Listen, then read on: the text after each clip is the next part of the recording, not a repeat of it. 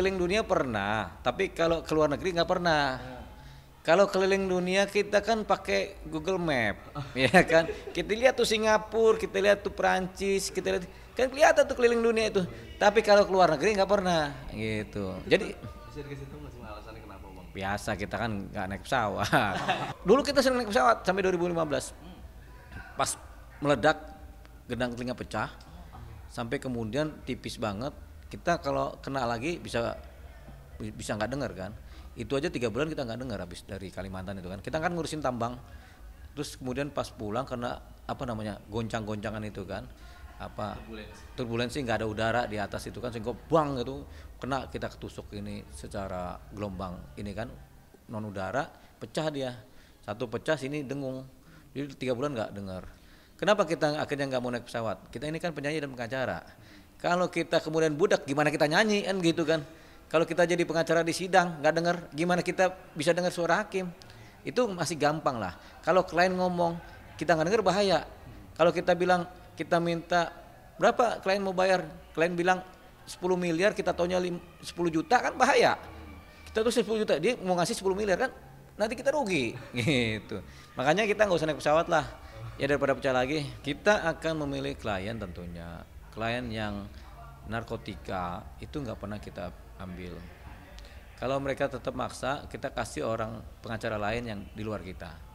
Tapi kita salurin. Jadi kita nggak pernah milih klien. Klien yang milih-milih ke kita.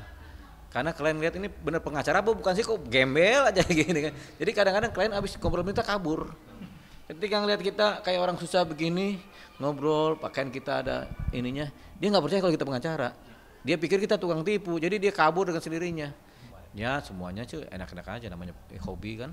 Di dunia artis kita jadi pengacara juga enak, di yang lebih khusus lagi yang pengacara serius yang perusahaan-perusahaan besar enak juga. Cuman kalau perusahaan besar itu lebih rahasia. Kita jaga rahasianya perusahaan-perusahaan besar ini. Karena sedikit banyak mengganggu mereka punya apa di publik kan. Mereka punya di persamaan di publik itu kan, di apa? Di mana tuh? BJ itu kan ada tuh. Jadi kita harus jaga itu. Kalau di dunia artis juga kan lebih terbuka karena lebih kepada entertain sama apa individunya artis ini kan digali itu. Ya enggak kecewa, biasa aja karena selalu ada potensi itu. Cuman ketika itu mulai mengganggu orang banyak sehingga menimbulkan pecah polarisasi, ini yang berbahaya. Bukan kita yang berbahaya, tapi orang bisa berantem gara-gara ini kan.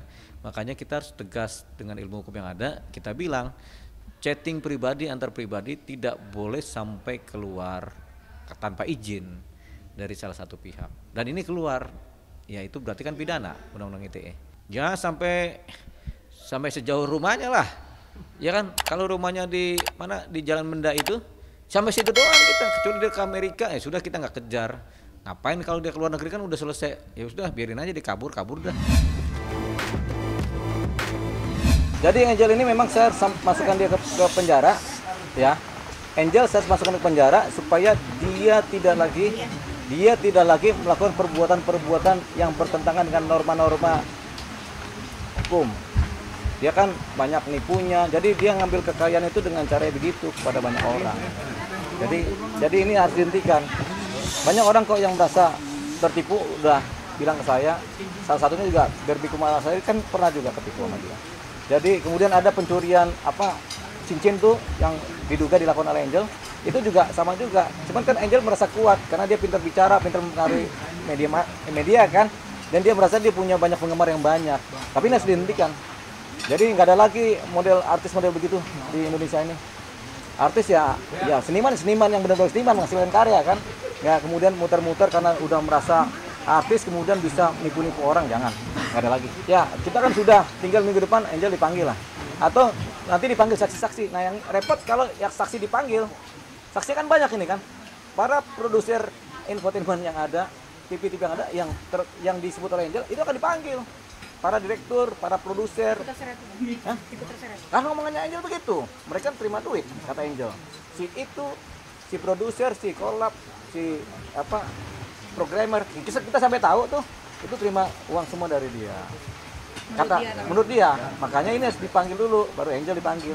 Atau Angel dulu dipanggil untuk mengkonfrontir keterangan dia dengan keterangan kami sebagai saksi dan fakta-fakta dokumen. Enggak. Sama kita nggak bakal licin dia, kasar-kasar aja. Kalau yang lain kan terkenal licin. Yang bilang licin ini ya. Kalau saya Angel tuh kasar. Yang dia ada di lapangan Bang waktu dikasih sama mantannya dan sebagainya. Oh iya, dia licin karena dia kan merasa waktu itu kan dia di backup sama, mungkin kata dia sama pimpinan polisi kan. Ya, waktu itu. Dia lupa yang dilawan kita kan punya polisi juga. Ya begitulah. Kalau orang bodoh gampang terprovokasi. Tapi kalau orang pintar bisa mencerna, ya sudah. Wah, ini pasti bodong ini kan. Tapi kalau orang yang nggak paham cerita atau yang memang sempit atau orang sektarian pasti gampang terprovokasi. Orang yang agamanya sempit, kental tanpa melihat agama lain, dia gampang terprovokasi. Tapi kalau orang Indonesia kan moderat semua kebanyakan, ya kan? Yang fundamental sedikit, mungkin fundamental terpengaruh. Tapi kan sekarang yang fundamental juga udah ngerti kecerdasan juga, jadi mereka juga nggak gampang terpengaruh. Makanya hanya orang bodoh aja yang terpengaruh. Fundamental tidak, moderat tidak. Yang bodoh ini yang memang nggak paham tentang bagaimana beragama, nggak tahu seluk-beluk ini ya terpengaruh.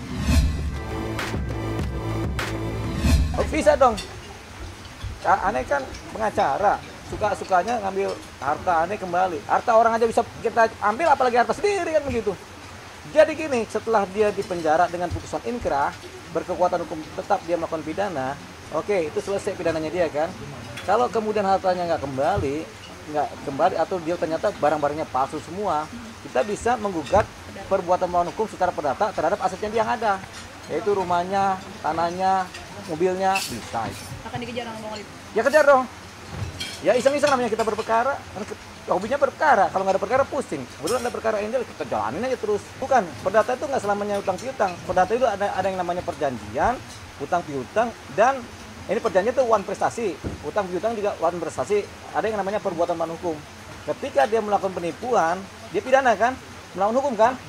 Baru setelah itu kita gugat perbuatan melawan hukum. Oh, perdata PMH PR ya? perdata PMH. Gini, Ada kontraknya nggak sih Bang? kalau sama Angel mengenai perjanjian mana nih? Yang mengenai uang itu yang Oh tidak, ini kan orang penipuan itu kan tentunya dia pakai rangkaian cerita dan kebohongan. Dia merangkai cerita, dan kita tertarik, dianggap tertarik lah, kita menyerahkan uang. Sehingga kalau kita tanya perjanjian ke dia juga nggak pernah ada. Jangan bang, nggak usah pakai perjanjian. Kita yang penting saling percaya aja kan begitu. Bukti chatting WA ada, udah kita serahkan ke diri semua. Jadi bukti WA ada lengkap. Nggak ada ya? Yang ada, tapi bukti rayuan dia untuk menyerahkan duit dan suruh beli ini kan ada semua di WA. Ada yang kita kasih dalam bentuk dolar, ada yang kita kasih dalam bentuk apa rupiah tapi transfer. Begini, kita ini kalau pintar jangan pintar terus, nggak boleh. Kalau kita pintar terus bahaya. Kita harus jadi bodoh banget, gitu. Itu yang namanya kita merangkul semuanya. Jadi kalau ada orang mau nipu kita harus lebih bodoh dari dia supaya tipuannya jadi kan. Setelah itu kan kita pintar lagi, kita pukul lagi dia. Gitu. Jadi kalau hidup itu harus seperti kasino, si Indro, pintar-pintar bodoh, pintar-pintar di atas, bodoh juga seada. Nggak boleh pintar terus, bahaya. Itu di dalam dokumen WhatsApp-nya dia itu sebagai gimmick. Jadi nggak ada itu fee. Dia tulis, bang nanti kita bikin acara di Bali supaya beberapa infotainment mau datang, harus ada gimmick. Gimmick itu apa? Ya sudah pura-puraan, tapi harus ada tas supaya tertariklah si infotainment ini. Gimmicknya itu. Berarti bukan fee dia ya bang ya? Bukan, fee dia ada lagi nanti 20 miliar ke depan. Tiap bulan 2 miliar, ya itu kan ceritanya begitu. Angel punya kendaraan, punya rumah. Ya kan? Dia masuk penjara, hartanya harus balik ke kita. Habis dia masuk penjara kan kita bisa gugat perdata perbuatan melawan hukum, di mana kita minta sita hartanya dia yang ada.